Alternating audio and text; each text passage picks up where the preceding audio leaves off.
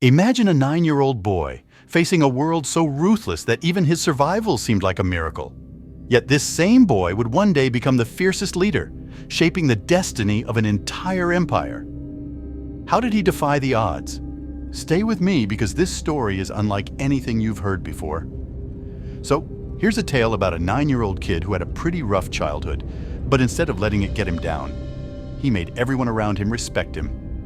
The story kicks off in 1172 in what we now know as northwestern China, back when it was called the Tango Kingdom, ruled by the Tangut dynasty. This area was home to various Mongolian tribes, each led by a chief known as a Khan. These Khans were always at odds with one another, fighting for power, which led to a lot of bloodshed. There were no rules in the Mongol world, and it was clear they needed a supreme Khan to unite them all. Now, let's shift our focus to a guy named Jesus, a short and chubby Khan from the western part of China. He was on a mission with his 9-year-old son, Tammo, to find a wife for the boy. One night, they decided to take a break at a friend's place. While Jesus was near his horse, a little girl named Boat approached him. She asked for his name and why he was there. He explained that he was helping his dad find a wife for him. Boat then cheekily suggested that she could be the one. Later that night, while hanging out with his dad, Tammo learned that his father wanted him to marry someone from a powerful family. But Tammo insisted he wanted to pick his own girl. After some back and forth, his dad finally agreed to let him choose one girl from his friend's group. In the morning, Timur's dad lets him pick any of the girls from the strip. They lined up, and he checked out their legs closely, thinking that only a girl with strong legs could keep her husband happy. After looking at each girl, he chose one and took her back to his wife. They got married, but due to tribal customs, they couldn't live together for the next 5 years. As Timur and his father prepared to leave, Timur gifted her a necklace, promising he'd return soon. They set off on their journey, stopping to rest after a while. The group was tight-knit, but they noticed people from another Khan's tribe nearby. Feeling a bit anxious, one of the Khan's men brought over a bowl of milk as a peace offering, signaling a desire to make amends. He laid the bowl down and sent another one to the Khan across from him. The Khan's men suggested he let one of his servants drink first, but he declined, wanting to honor the trust between them, and drank the milk himself. The Khan did the same with the milk he received. After a tense moment, they continued on their journey, but suddenly, they found themselves on a road leading to Hindu territory. Wei is really feeling it. He starts experiencing intense pain, which causes him to fall off his horse and ultimately leads to his death. It turns out that this was all orchestrated by Khan, who had poisoned the milk he gave Si before taking him to his father. After that, Khan leaves, and the people around him abandon him to prepare for their own futures. They had this tradition of only following a strong leader, and with Si's unexpected death, they felt the need to find a new king.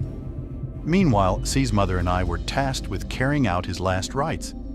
Si had many secrets, and his most trusted soldier, Targadai, was in charge of them. Li Ti remarked that my son must have found Targadai at some point. There was a custom where, before taking a life, they would measure the height of the person with the wheel of their chariot, and they never harmed children during accidents.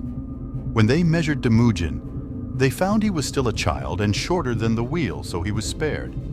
Tarbutai promised his mother he would return next year to see Temujin, hoping that by then he would have grown taller. A little later, during winter, Timur found himself with nowhere to hide. He recalled his father's words about how God Tangri would help him in tough times, so he set off for the secret mountain. However, on his journey, he got stuck in the snow by a lake and fell into the freezing water, struggling to stay afloat. He wasn't going to drown. But then, a boy named Jamu, who was the same age, pulled him out of the lake, putting his own life at risk.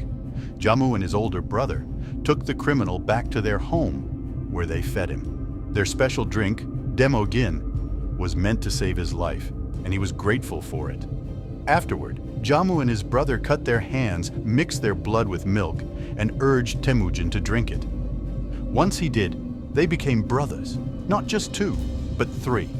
Temujin accepted Tajim as his brother. The next morning, they built Dar Gutai.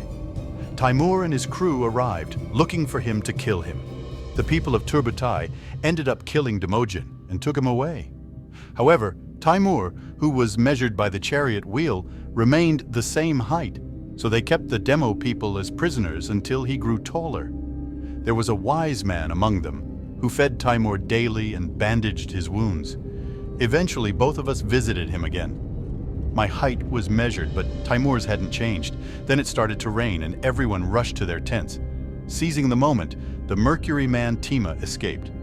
Timur, who had gone too far, was still wearing a necklace and a heavy wooden noose around his neck.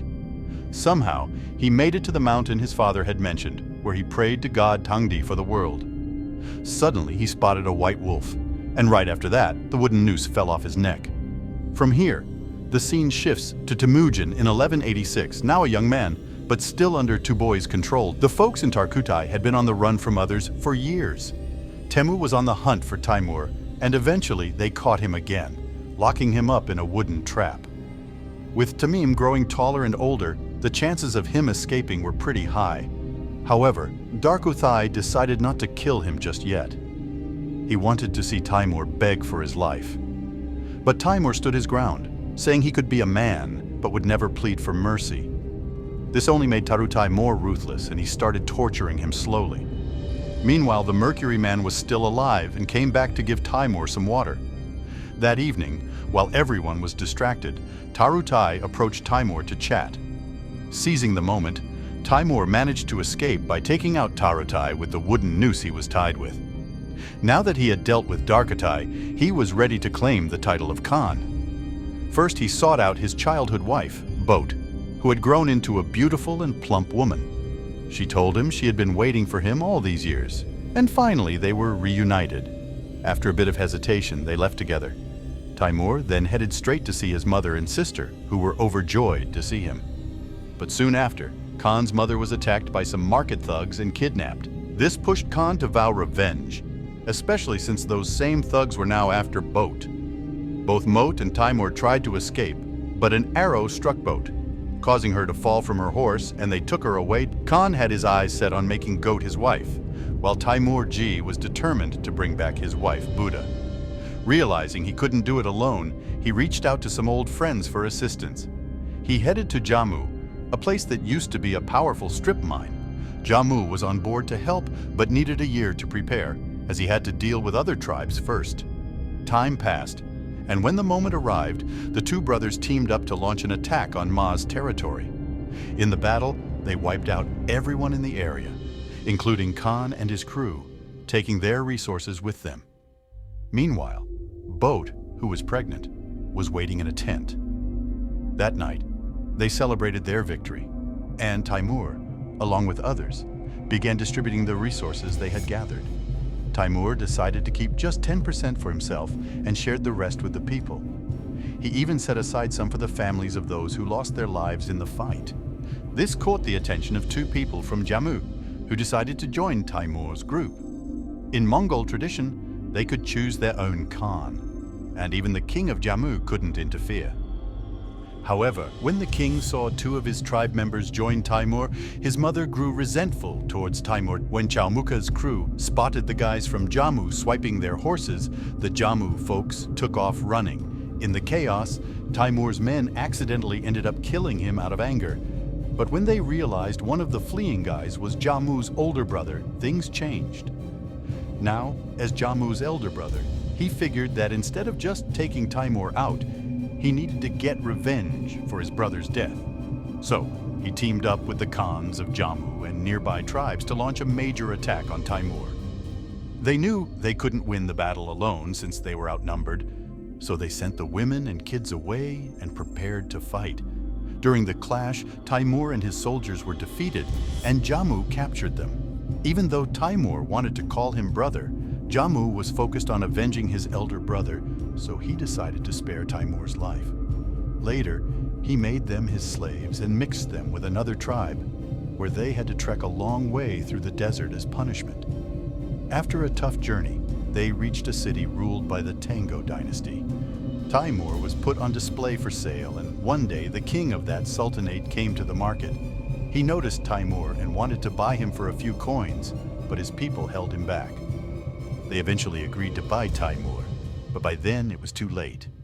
Timur ended up in a cage-like room in the city center, where people could mock him. Every day, a Buddhist monk would come by to see Timur and express his regrets. But one day, he struck a deal with a Buddhist monk. If the monk could find his wife, he would lend a hand in the future.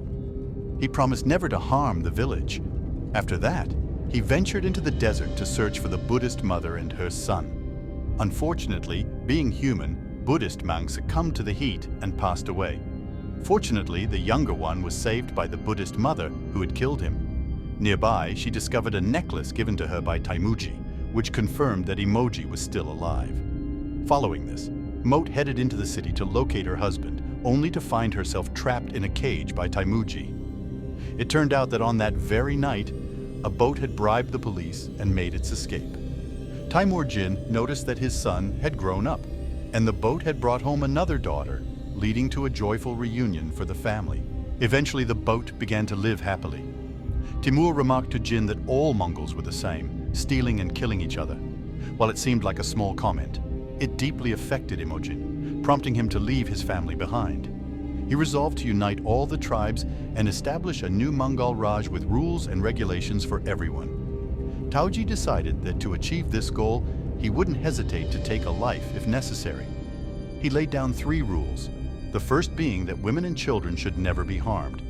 The second rule stated that the enemy would face torture until death, while the third rule emphasized that no one would betray their enemies. The scene then shifts to the year 1196, where many years earlier, Emoji had vowed to build a massive army for Mars. He had successfully conquered numerous territories and united them to form a formidable force. However, one major hurdle stood in his way.